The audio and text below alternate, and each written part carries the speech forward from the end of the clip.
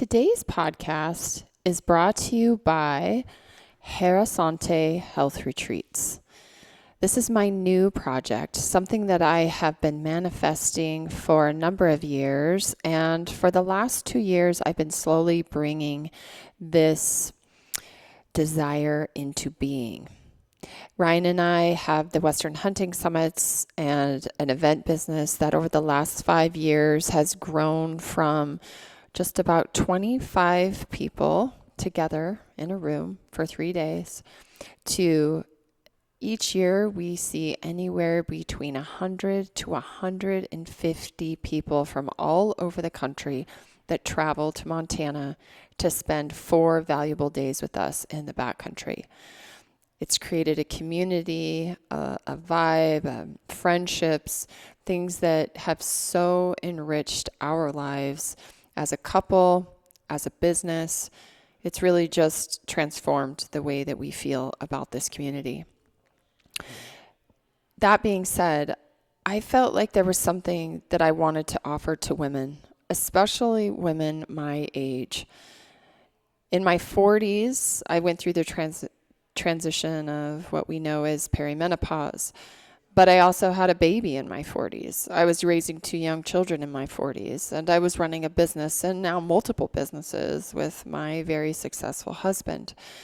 And even though Ryan is amazing, awesome, a loving father and husband, he's still a man. And sometimes he doesn't always understand my craziness or why I don't feel good or why everything just seems to be an uphill struggle. I sit all day long with women. I talk to women from the mid-30s through 60s. I talk to them about their health issues. I talk to them about their desires, their losses, their fears, and their futures. And this is a very pivotal time for women as we go from being reproductive people into non-reproductive, grown-up, vibrant women. And so what I wanted to do was to create a community that also catered and supported the needs of women as we get older. The other thing is I wanted to create a community of wise women who could help the younger women. I have 2 daughters. They have a lot to do in their life. They will have a lot of ceremonies they will go through that they'll need support and they'll need help. And some of us haven't always had that. Maybe we didn't have a mother who could tell us these stories. Maybe she didn't even understand it. Maybe we didn't have grandmothers in our lives. And women need these people. Women need a community of women around them to be healthy. And so I wanted to create that with my new project, Hera Sante Health Retreats. Hera was a Greek goddess. She was the queen of Zeus, and she was the goddess of love, marriage, and watched over children in childbirth. She has a very complex story, but I picked Hera not only because it's the Greek word for queen, it's also representing kind of the turmoil, the love, the hardship, the passion, everything that is a woman. Santé is French for health, and this is where Hera Sante was born. And so if you go to Hera Sante, HERSANTE, retreats.com, you can see my very first flagship retreat that I'm going to be holding this September 7th through 10th in the beautiful Bridger Mountains outside Bozeman, Montana. This retreat is going to be called Healing into Midlife, and it's for the 35 to 65-year-old woman who's looking for that community, who wants to learn more about her health, who wants to age wisely, and who wants encouragement and to give encouragement to the younger women in our lives. We're going to eat delicious food. We're going to move. We're going to learn about our DNA. We're going to learn about our hormones. We're going to learn about traumas and letting go. We're going to enjoy each other's company, eat delicious food prepared by my friend, Scott Mechura, who is in this podcast today talking about this project.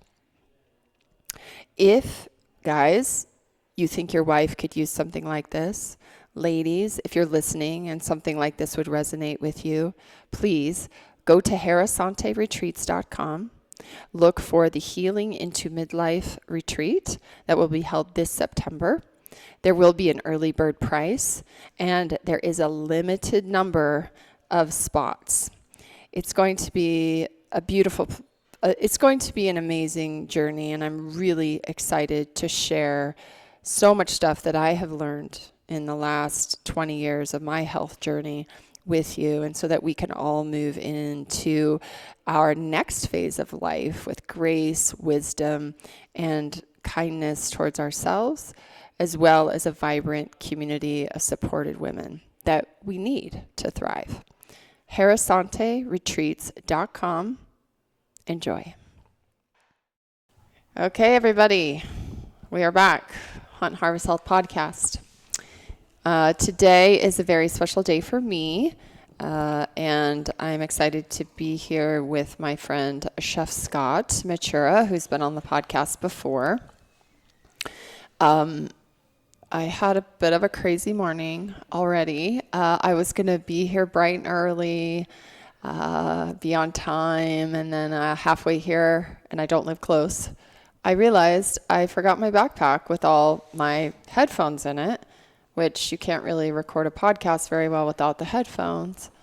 And I finally got here 45 minutes later than I was supposed to, and I can't even find pieces to my equipment. So my bag was lacking, and I'm feeling a little disheveled, but we'll make it work. I feel like that's just how life is anymore. Whatever. Right. Get on with it. Onward and upward. So we have a short time today because of my mishap. We are going to talk about some things that we've been working on that I've been thinking about for a couple of years now, actually. I mean, longer than that, but really kind of manifesting what it would look like. And I think most folks know at this point that Ryan and I have an event business, and that we've been doing the Western Hunting Summits for we started those in 2019, so 5 years now, and those are very successful, and they're very unique in a way as to where we're like out in the wilds now, and it's called an all-inclusive thing, and people come in and camp on site, and we have education, activities, hiking, food, community, etc. And I love that model because the all-inclusive model is so cool that people all come together and they're in the same place. And that was really the feedback we got for the first couple of years we did it, because we didn't do that the first couple of years. And so when we started doing that, we realized how beneficial that was. And so what I've been manifesting and talking even with you, Scott, for probably 2 years now, or a year, about a year, is doing something just for women and providing health retreats for women. To start with, I'm not excluding men, because we love men in this community. I mean, most of the people listening to this are probably men. We also laugh that you want to put something together for women and you come to me. There's a little irony there. I can't seem to get away from men totally, but I actually think that there's a good balance in energy when you have a little bit of both. But I wanted to create something that was a little bit more female. The summits are there's women that come, and I'm always excited when I have more women there. Ryan has worked really hard to try to make it a co-ed, all-inclusive event where women should not feel like they can't come. But 90% of the people that come are men. And that's because the hunting industry, 90% of the hunting industry is men. Women are growing in the demographic, but it's still a very small percent. And so that just bodes to more men coming to an event like that, right? A lot more men bringing their wives, and couples coming, and single women coming, which is great for us, the women that are working the event, to have more women coming, but it's majority men. And the way men and women just in general work, and the way they communicate, and the way they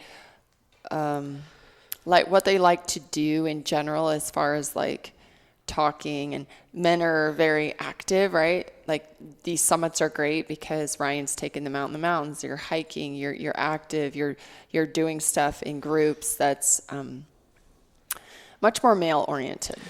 We tend to bond by doing things, with conversation being secondary.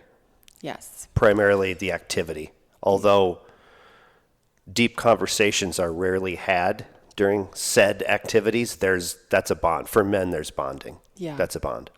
Yeah. And I know that for women, it's a bit different. But really, it had nothing to do with that I don't want to serve men. I feel like I love men, and I'm so happy to be like with this podcast and everything else that I do. Really, a goal has always been to help improve men's health. And it's definitely enriched our lives. It's enriched my husband's life. It's improved his health. Like, him having a community of men has greatly improved our lives. However, I spend most of my days sitting in a room talking to middle-aged women and also middle-aged men. And they are very different.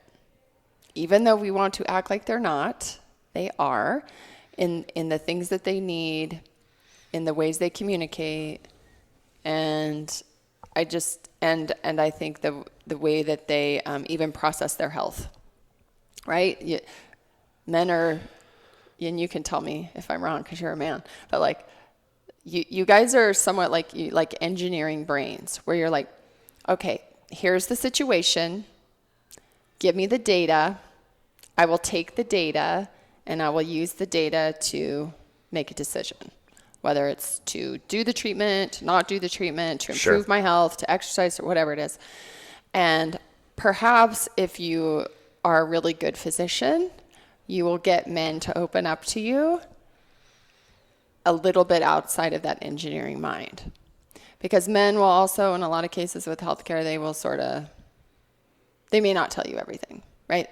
That's not their MO, like women. Right? And so if you're a good physician and you have a good relationship and trust with men, trust is very important. And non-judgment is really important, as it is with women, but like there's this kind of fine line. But they deal with it differently. Mm-hmm. Mm-hmm. They deal with their health differently. They like associate with their health problems differently than women do. So We do. Yeah. We compartmentalize it. Yeah, it's interesting. I have this saying that I feel like a lot of men say when they come in to see me. They say, I just don't feel like myself, but I don't know what I feel. I just don't feel like myself. Whereas women come in, and because I believe the way women are wired and the way we instinctually take care of children and we tune into things with our brain that isn't as analytical, we feel a lot of things, and maybe even women have been guilted about this in the past, is like, oh, you feel too much. Oh, quit acting like a girl. Oh, you're a sissy. You're like a girl. Don't act like a girl. And unfortunately, it is very insulting if you're a girl to hear that. But I think that's men justifying why you shouldn't be an emotional person, right? Like, don't be so feeling. Don't feel so much. And because women do feel a lot, and it's just the way our hormones are, it's the way we're wired. So when women come in, they have a very different experience of even their healthcare problems. And they can usually sometimes define what they're feeling down to the most minute little thing. Whereas men are just like, you have to ask some questions. There has to be a lot of questions to dissolve out of them. Like, yeah, I guess you're right. Yeah, I guess, because they're not, I don't think, analytically thinking the way women are about their health. No, we see it on a more macro level. And then what we do out of wherever it comes from, pride or hard exterior, who knows. But then we start to create, it might manifest itself for women on the side of the emotion. And for men, just in my experience and friends at my age, becomes sort of an inner turmoil then, because they want to fix it. They think they can fix it themselves. And then it gets frustrated. And then that comes out then in maybe irritation with the family or frustration at work. And so none of that really helps them. I also think there is this generational masculine ideal that life is hard. Like, if you're feeling off, it's just, that's life. Like, you can't have every single day feel amazing, right? Men, I think, are sort of used to suffering in a way where they think, like, well, I'll be over it tomorrow. This will be gone tomorrow. Like, sometimes life is hard, because men also work jobs typically that are more physically demanding. They're out in the weather more. They're working hard labor jobs. And so you get used to a certain sense, I think, of exhaustion. Sure. But as you get older and right? You may get used to a couple of days of exhaustion just based on what you do. But as you get older, you start to realize, well, geez, I can't really tolerate that type of exhaustion that I used to be able. Like, the next day I could wake up and I'd be recovered and I'd be fine. Or now it's like I do that. It takes me 4 days to get back. And so that's where I think men come in and they're starting to realize they're connecting these dots where they're like, I don't know what it is, but something just isn't right. Well, as a patient, I can attest to that. And in my profession, the physical grind I could do day after week after season, and now I feel it. Yeah, chefs have a grinding. I remember waiting tables in my 20s, and just the chefs were just so stressed out. The demands on them, the heat, the temperature, just the extremes. There was so much extreme, and then it was adrenaline, right? To that's why everybody drinks, because then you got to chill yourself out afterwards. Right. I mean, that's what I remember. And so, there's a lot of extremes there, and I think men in general are used to working under a lot of extremes. And so they just kind of disassociate a little bit from maybe their health. And also, one thing I kind of tell people is women use most of the healthcare dollar. I would say women use most of the chronic healthcare dollar if you want to think about pathology, and men use more of the acute healthcare dollar, which means they end up in the ER having a cardiac event, or they just ignored it. So, obviously my goal with Hunt Harvest Health has been to change the way in which men look at their health and to help them have fuller, healthier lives and bring that into their families, and not just physically, but emotionally and mentally, all that.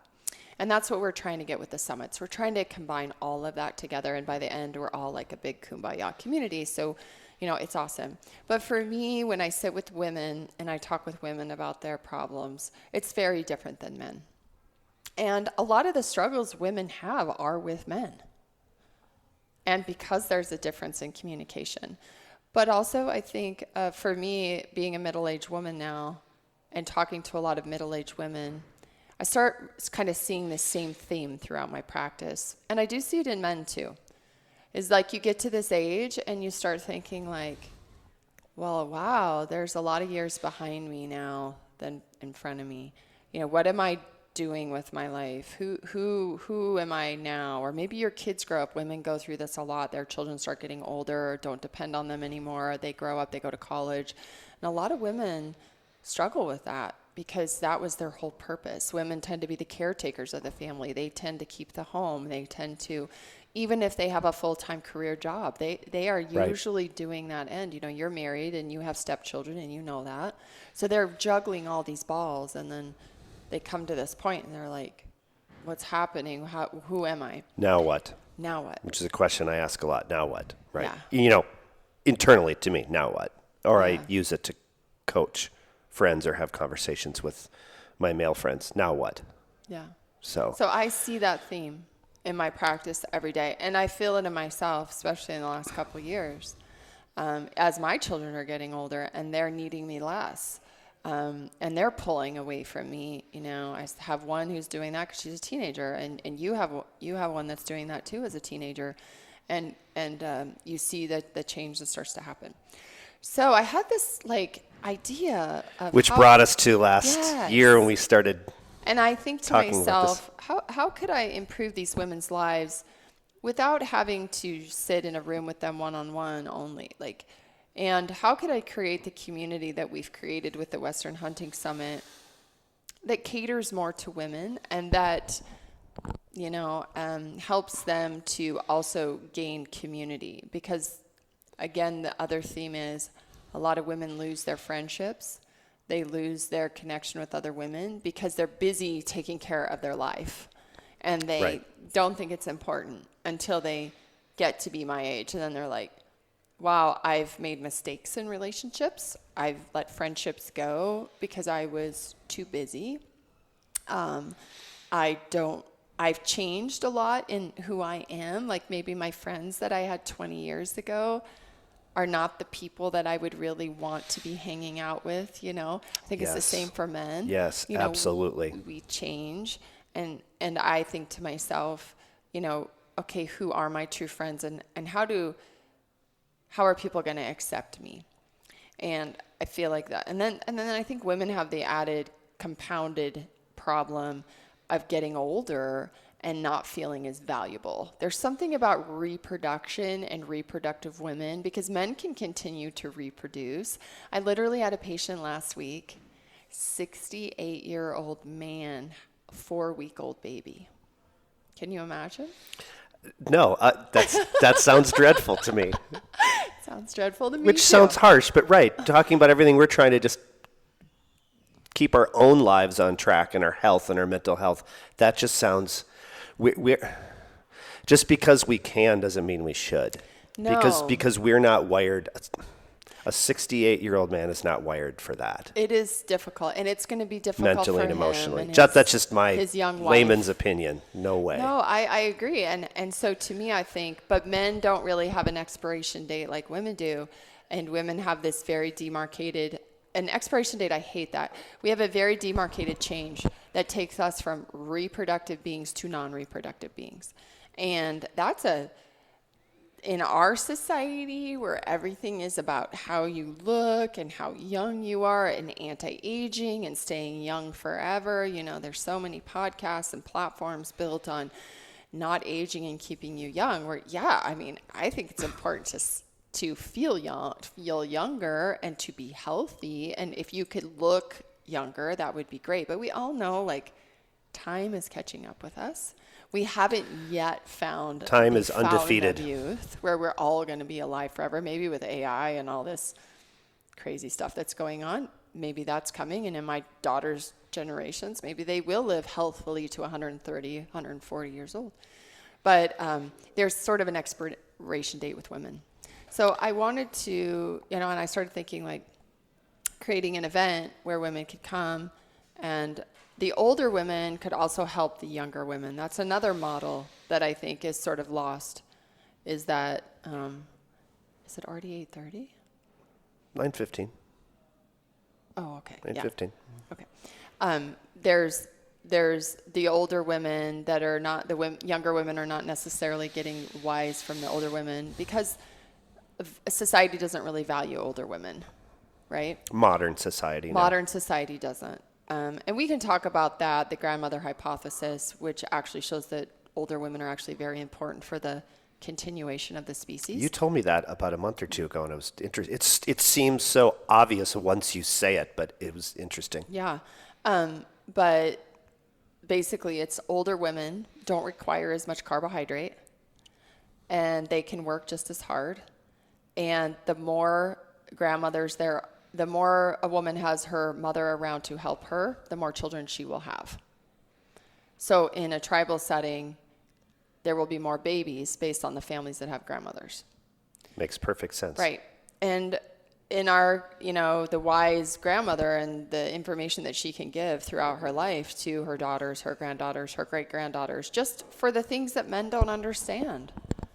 Men can be so supportive today, and I would say men today are so supportive of things that my grandfather's generation wasn't. They didn't, talk about these things. They didn't even do a dish in their house. There was roles, and I see the need for roles, but I also see that today's man is so different, and he is so much more involved.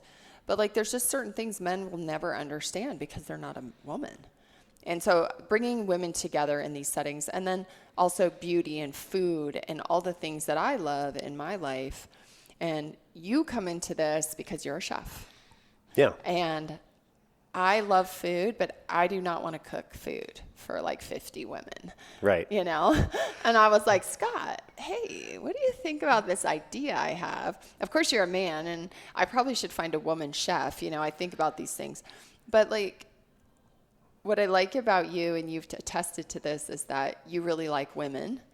And I think maybe even because of the... That needs a little, you need to unpack that a little.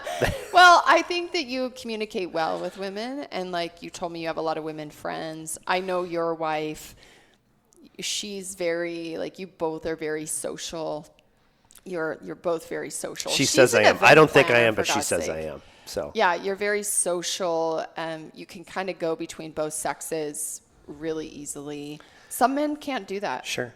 Yeah. Well, as we've talked, I have back to a few minutes ago, I'm very selective with my relationships and my time and my friends now. And I always say, and I try to coach my kids too, but I don't want a relationship or person in my life that I can't do anything for, or they can't do anything for me. And do anything for me, I mean, provide a valuable friendship or conversation or something. And so I've got a few friends that we drink beers and we have jokes and fun and it's all that. But I definitely have narrowed into 2 or 3 male friends in my life that we just inevitably have fascinating, deep conversation. Not all the time, but we can move to that very quickly. And they're very interesting to me. And we have regular coffee or we have beers and we talk and we do these things. And we have all sorts of fun and laughing too, which, I mean, we're men in the end. But I've always, for some reason, been very comfortable having friends that are women. And one of my oldest, dearest friends, we're going on 28, 29 years now. She lives in another state, but we can talk on the phone and not talk for a while. It's like we spoke 2 days ago. It's the old cliche, but it's true. And we have meaningful conversations. And I have a few female friends that I would say are almost as close as my male friends in terms of the conversation's just interesting. And yeah, we have fun and do stuff too, but it's just, maybe I'm unique in that. I don't know. Sounds like maybe I am a little bit. Well, I know I've known lots of men in my life that are like that, you know. To have ongoing, lasting friendships with some women in my life, and it's very rewarding to me. Well, you know, there is this old adage of like, you can never be friends with the opposite sex, truly, because there's always this weird tension. There's an undertow of tension. There's an undertow of tension. Sure. I think that's maybe true when you're younger. I have to say more, because when you're younger, just even your hormones are different and what you're looking for in life is different. And I think women, especially just because of the way we're wired a little bit, is if you meet a man and he can actually have an amazing emotional conversation with you, and it doesn't seem like he's just looking for one thing, you emotionally attract to that because it seems very rare when you're young. And you may find out maybe he wasn't totally truthful and whatever, but I think women can be attracted to that. But I also think that there's a lot of people that you meet in your life that you are friends with that you're never attracted to. Like you see them as a friend, and I think that that can be true between both men and women. I just think you have to be careful when you're younger, because there's a lot more complication going on. Sure. You're looking for a mate. You're looking for that perfect person. Like at my age, I mean, I've been married a long time, so I don't even think like that. But yeah, I've noticed as you get older, even men, like you think about like, I mean, this girl's so young, like what am I going to talk to her about, right? So you pick people that are more like inclined with what you like and whatever. And I guess there's that old adage of men just go have everybody does it, but like the midlife crisis where you go get the young girlfriend and all that. Sure. But I feel like there's a lot of deeper problems going on there. It's not just that like you can't control yourself kind of thing, right? Yeah. I don't think you were ever properly taught how to communicate well. But I think it's common, and in your case, you know, I do like a bit of masculine energy, to tell you the truth, and I think women like that too. Now, when it comes to community and bringing women together, we have a very different subset of issues, problems, hormonal function than men do. And a lot of times we don't want to talk about those things in front of men. It's not that we don't love men and we don't want them to be part of it, but there may be We just don't understand. They don't understand. And it's difficult, like expecting a man to understand, like giving birth to a baby. Right. Like even if he's in the room and he's there, he's probably thinking to himself, oh my God, I would never be able to do that. Yeah. That's insane. But it's not he doesn't understand. He's just never going to physically understand that. So I think that it's good to have some masculine energy, and that's why I've asked you to do this. So we should probably get to what I'm talking about here. But so with the retreat business, thinking about doing women's retreats. And we live in Bozeman, which is like one of these now, I guess, top 20 places in the world to live, I saw. And people want to come here. And as you know, like this morning, dude, this traffic was like, where am I living here? It's insane. I don't know what some people's definition of traffic is, but by my few definitions of traffic, we have traffic. Well, I lived in Seattle, so it's not Seattle. Of course. But compared to when I lived here as a kid, it is full on traffic. It's crazy. Yeah. So it's changed a lot. Yeah. But we have amazing places here that people want to visit. It's beautiful. Like right now, it is glorious. It's green. The bridges are just... May and June are such pretty months here. You have like snow-capped mountains and wildflowers and green grass. It's just great. It is my favorite time of year. No fires yet. No fires yet. But we have the ability to have beautiful places. And I do want to have retreats in nature. I think that it's important to be out and away. I love, at the summits, we have no cell phone service where we go. And that's another thing I really have loved. And like the retreat that we're going to be doing in September, no cell phone service where we're at. Right. But the difference is that sometimes women like to be pampered a little bit more than men. Now, not always. There's women that are hardcore that listen to this, that go out and camp and do all that stuff. We'll all do that. But sometimes you want to go, you want to learn, you want to be in nature, but you also want to be pampered a little bit. And I think good food is sort of like pampering. Well, not right now you're in my wheelhouse, but food is the universal language. And right down to the nitty gritty of there's ingredients that are global that every culture seems to use, right? Onions and tomatoes are pretty universal, but it's the social and family and hierarchy, aspect of food that just brings people together. Mm-hmm. It's a language in and of itself. Mm-hmm. As chefs, we talk about the artistry, the creativity, all that's true, but what a lot of chefs don't talk about is that it's a language. Mm-hmm. It's a language. Bring anybody around a table and it gets people to talk, right? And it starts with the food, good, bad, or otherwise, whatever that is. And that's where it gets conversation started, and then it just goes from there. And so that's why we kind of thought of a very important aspect to this event in September would be, good food, but food that coincides with the overall message and vision of the retreat. Mm-hmm. So, I do wine dinners. I pair with wine. We'll taste the wine in a group, and then I sort of focus the food around. I have the saying, it can't change what's in the bottle. So it's up to me as the chef to sort of create flavors, temperatures, textures, flow that goes with a wine dinner. This is no different in that you have, in your role in this, you have a certain set of parameters, as we're still talking about, in terms of the health of the food. Mm-hmm. So I need to create, 7 or 8 meals over the course of this weekend that coincide with what we're talking about. Mm-hmm. Right? We're not gonna look at this demographic of women and the health, and then I'm gonna make donuts and chocolate cake. Right? It's not about that. Right. So how does the cuisine fit in? Yeah. Flavorful, fun, creative. Create a warm room where we'll have some helpers, of course, but while we're preparing things, if there's some downtime, come into the area where we're cooking. Come into the kitchen. Ask questions. Talk to us. Mm-hmm. Talk to me. Yeah. Yeah, we've been really fortunate because we've kind of been hooked up with some amazing people that I think are going to also come in and add a lot to the food part of it. So basically what it is it's going to be my first retreat. I guess I should just say, like, I've started working on a website, getting everything together, and by the time this podcast comes out, you should be able to go there and visit. It's very raw. This is new. This is the flagship retreat, you know. I don't have any content pictures. I don't have any of that yet. But it's, you know, my little side retreat business called Hera Sante Health Retreats, and HeraSanteRetreats.com is where you can go read about it. And the first retreat is going to be really, it's going to be a women's retreat, and it's going to be focused on perimenopause and menopause. So what that would be, age range is mid-30s to 60 or whatever, right?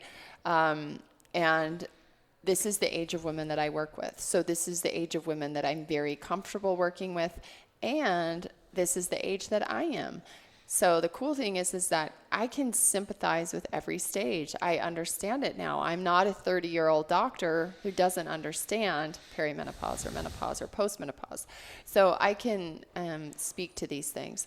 But also bringing this group of women together to experience you know, health topics, talking about hormones, talking about everything that's going on with them. We're going to be offering some DNA testing that will go along with the ticket. So that will be part of it. The food piece of it is you will be creating meals. This is all inclusive. So everybody comes and they get their meals for the whole time they're there. But they're going to be tailored to helping, you know, giving beauty, color, nutrients, like all the things that we'll be talking about that weekend. And then we also have the Montana State University, the nutrition program and master's program there in sustainable food and culinary medicine. They have possibly agreed to come and bring interns and to help us understand food even more, which is really exciting because these are students and instructors who work in the university system who are actually making really valuable changes in the way they're training people about nutrition. Yeah. When I went to school, I went to what was called like a hippy-dippy nutrition school, and that was kind of out there. From what I understand, that's becoming more mainstream, and especially the topics Ryan and I have focused on for many years: soil quality, sustainability, organic, like all these things. So I'm really excited about that, and I think we've got some commitment from that team to come and support the women at this retreat as well. I'm also going to have all other instructors and coaches, and these are all going to be women in the community here that are middle age. These are women that understand, and they all have their own unique story to share. And they will be doing their, you know, what they specialize in. So I have my chiropractors going to be coming doing breath work instruction. Another patient of mine, she's a therapeutic movement specialist, so movement.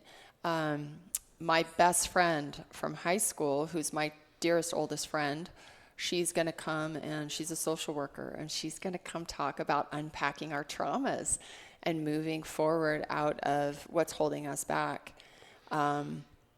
You'll be there cooking delicious food, and I'm still working on all the pieces of this, but the location is amazing because it's right outside of Bozeman. It's in the Bridgers. It's sort of off-grid. Yeah, it's fantastic. It's a wedding event venue, basically, but it looks out into the Bridgers there. It has all the amenities. We have rooms inside the barn, and we have glamping tents on Brackett Creek. And it's an amazing facility. Yeah. It's got 2 kitchens, 1 gourmet kitchen. Like, it's set up for exactly what we wanted to offer. So it's got also 2 miles of hiking. It's got fishing there in the creek. So there's lots of things that we can incorporate in free time that can be had. And I'm still developing the itinerary. I'm still developing what that looks like, but it's happening in September. Now, those of you who are hunters, elk hunters right now are going like, what? September? Yeah, it's not meant for you. It's not meant for the avid elk hunter who wants to go hunting in September. It's meant for the women who would benefit from this, and it's for the wives. It's for your wives. That's a time for them to come. If you're going to go hunting, send your wife to this if she wants to come. It'll be that first weekend of September. I think it's like the 7th 8th, through 9th, the 10th. 10th. So It'll be a Thursday, Friday, afternoon Saturday arrival. night, education and events, all day Friday, Saturday, and half day Sunday. So With some downtime. lots of downtime. You know, a little like just, right, Yep. do your own thing. Gifts and food and drink and everything and beauty, you know, and making you feel pampered while at the same time you're learning you're gaining community. That's the most important thing to me. And again, back to the Western Hunting Summits, that's what we've gained from that is community. And so that's what I want to offer with this first retreat. So it's called Healing into Midlife. And yeah, I'm really excited about it. I am too. Yeah. I am too. One of the most fascinating things about modern medicine is all of the advancements coming out to help us better understand our bodies. I remember, over a decade ago, 23andMe came out. This was genetic testing that could look and basically map your genome and tell you health traits. So about 12 years ago, I did the 23andMe, and it told me a lot of interesting information. But back then, this type of testing was very controversial and it did have flaws. So, as the decade has gone on, we have seen a lot of advancement in genomic testing and interpretation. So, lately, I've been working with this company with my patients that is really taking everything that we've heard about genetic testing and making it into usable information that it looks at your DNA and tells you exactly what your body needs based on your DNA. This way you can stop guessing and get the answers that you want from your DNA, hopefully to help unlock uh, improved health in the future. Another thing to think about, if you have children, have you ever thought about why you might have two children from the same parents, but they are so completely different? It's because even though they have you and your husband's DNA, they have a different combination. And so this is why each person is uniquely themselves. So this company that I've been working with is called thednacompany.com. They have a very cool story. The creator of this, he has an amazing story how he used this technology to improve his own health. And he was in the tech industry and realized that this was something that is really, really needed. And so he took it upon himself to start this company and to start looking into people's DNA and helping to create reports and useful information that can be taken and used in your daily life. So here's a few things that the DNA company test will do. It will discover which foods are right for you based on your DNA. It will discover which supplements are right for you based on your DNA, what environment is right for you, what lifestyle is right for you, which workouts are right for you, what some of your risks are, and how to lower your risks making choices based on your DNA.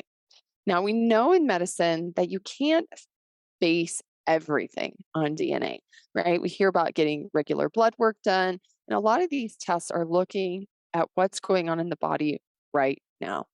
The DNA is actually looking at who you are at that level, and then based on what you're doing in your lifestyle, what food you're eating, or what food you should be eating and you're not, what nutrients you should be getting, or actually, how is your body utilizing your nutrients? One example is vitamin D. This test is really cool because it runs 3 different markers or SNPs of DNA related to vitamin D. Now, we know just in the last 3 years, vitamin D has become a big topic. And in my clinical practice, I routinely every day, multiple times a day, test people and people have low or very low normal vitamin D. So what is it about vitamin D that's so unique? Well, there's actually 3 different phases of vitamin D that you need to know about. So when you take a supplement, you think, okay, I'm going to take this supplement and it's just going to help me with my vitamin D. But what you may not know is that there's 3 different ways in which your body is getting vitamin D to the receptor so then it can act in the cell and do what it needs to do. One is most of us make vitamin D through our skin. We convert from vitamin D2 from the sun to vitamin D3. Did you know genetically some people don't do that very well? Okay, so even going out in the sun, people say, oh, summer's coming, I'm going out in the sun, I don't need to take my vitamin D. Well, that may not necessarily be true. The second one is how well does vitamin D move around your body? Do you know that? And if you're taking 1 dose of vitamin D a day, you might actually need to take 2 doses split up because that part of your DNA, you can't move vitamin D around your body consistently and efficiently.